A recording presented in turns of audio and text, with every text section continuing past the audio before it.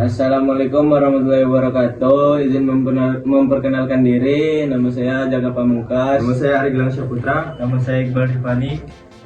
Kami ingin mempresentasikan tugas proses produksi yang berjudul proses manufaktur yang akan dijelaskan oleh Arya Gilang.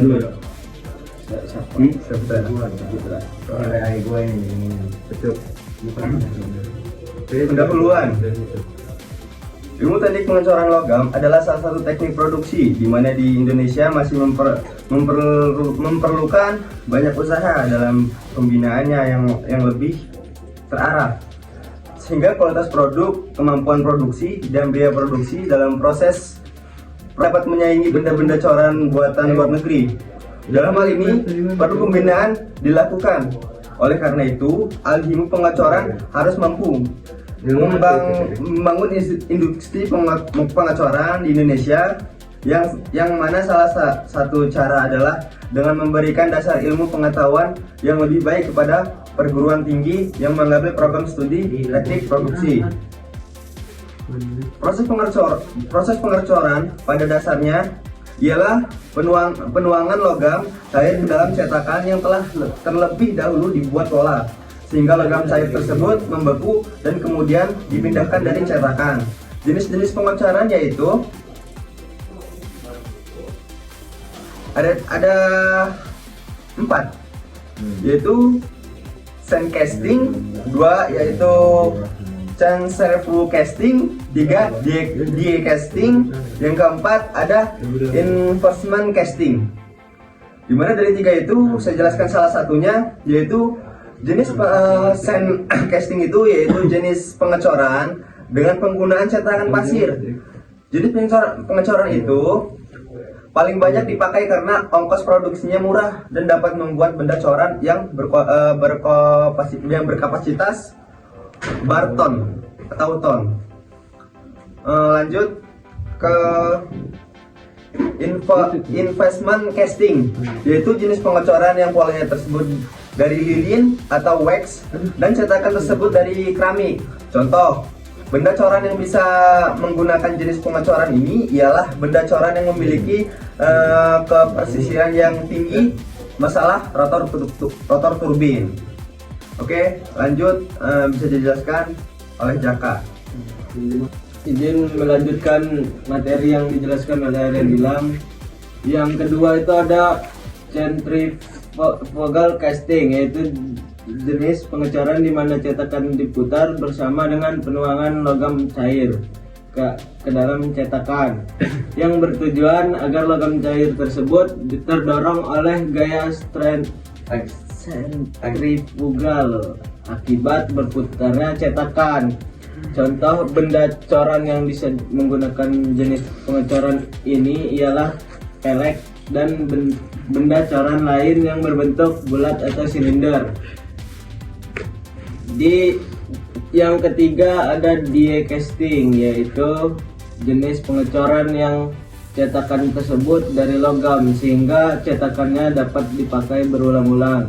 Biasanya logam tersebut dicor ialah logam non ferrous. Lanjut.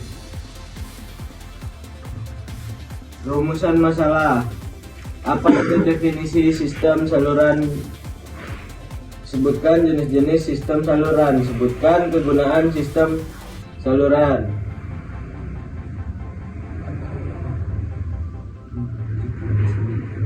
Lanjut ke landasan teori. Dalam pengecoran kita juga memerlukan pola gating sistem, yaitu sistem aliran yang mengalirkan logam cair ke dalam cetakan benda cor-coran seperti yang diperlihatkan pada gambar yang kedua di bagian atas, yaitu cara nuang, saluran turun, saluran pengalir, dan saluran masuk. Tujuan dari gating system ini adalah untuk mengatur kecepatan aliran logam cair ke dalam rongga cetakan, sehingga rongga cetakan terisi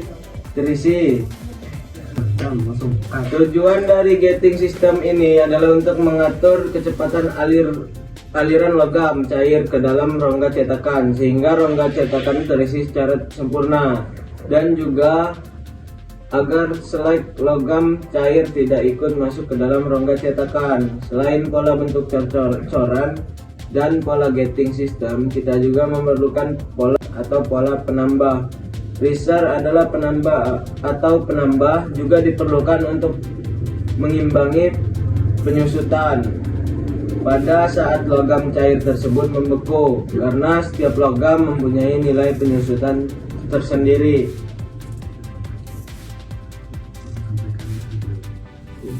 Akan dilanjutkan oleh Iqbal.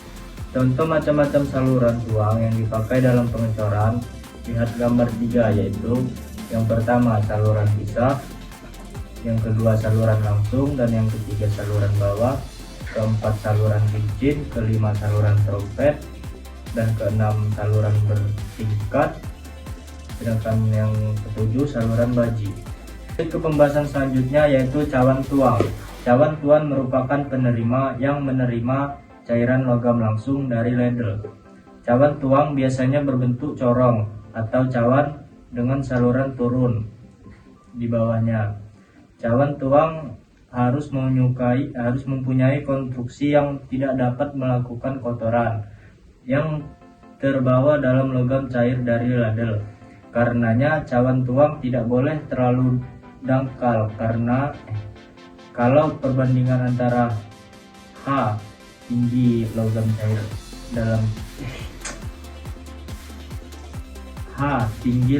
cair dalam cawan tuang dan D diameter cawan harganya terlalu kecil, umpamanya kurang dari 3, maka akan terjadi pusaran dan timbulan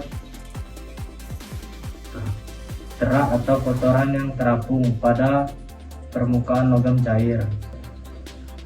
Masih di pembahasan cawan tuang, oleh karena itu kedalaman cawan tuang biasanya 5-6 kali diameter.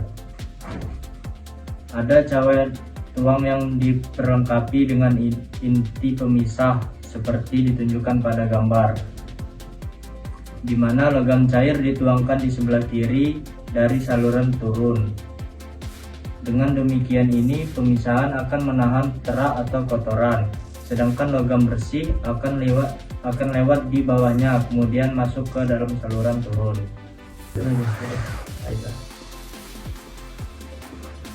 Oke, masih pembahasan di saluran turun.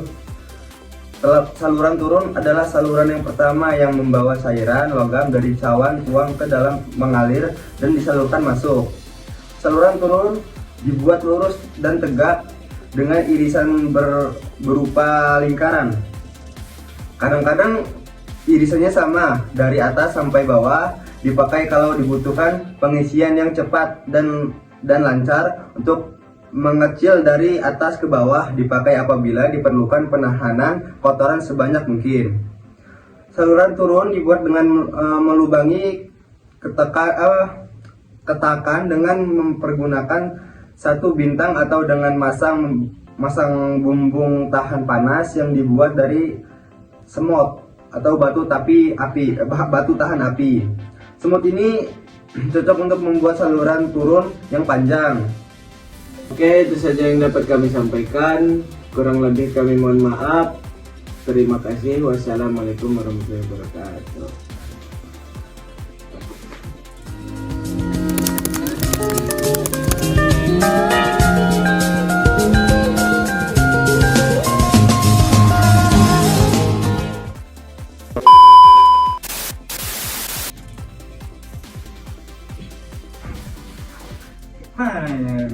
Jangan banyak pencetnya makanya kalau nggak dirana aja.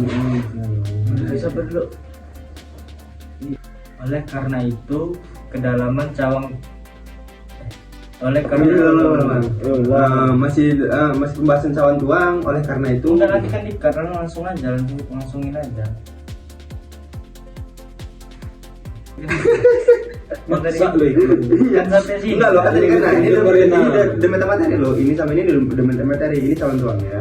Dan ini itu cara kerja calon tuangnya. Jadi masih Saluran turun dibuat lurus dan tegak dengan irisan berupa lingkaran. Dari mana ya mulanya? Ulang dari atas lah, dari awal. Ulang. Ininya nggak ini sih, titiknya nggak. Oke, mungkin itu saja yang bisa kami sampaikan dari kelompok. Oke, itu saja. Kan dia yang buka. Oh ya, Deng. Oke. Oke, itu jadi saya dapatkan itu saja yang dapat kami sampaikan. Oke, sekian dari kami. Nah, itu terakhir. Oke. Mungkin itu saja gitu. Mungkin itu saja dari kami. Nah, Oh, mungkin itu saja yang bisa sabar. Oke, sekian yang bisa kami sampaikan, Mas. Oke, mungkin itu saja yang dapat kami sampaikan. Oke, cukup. Gimana? Oke, baik. Itu apa sih? Itu saja yang dapat kami sampaikan. Oke, itu saja yang Dapat kami sampaikan. Kurang Oke, itu lebihnya saja kami yang mohon dapat maaf. kami sampaikan. Oke, itu saja yang dapat kami sampaikan. Kurang lebih kami mohon maaf. Terima kasih. Wassalamualaikum warahmatullahi wabarakatuh. Dah. Itu kirim ke gue itu nanti gue edit. 10 menit aja cukup lah ya. Lu mau apa tuh? Woi, lu mau apa?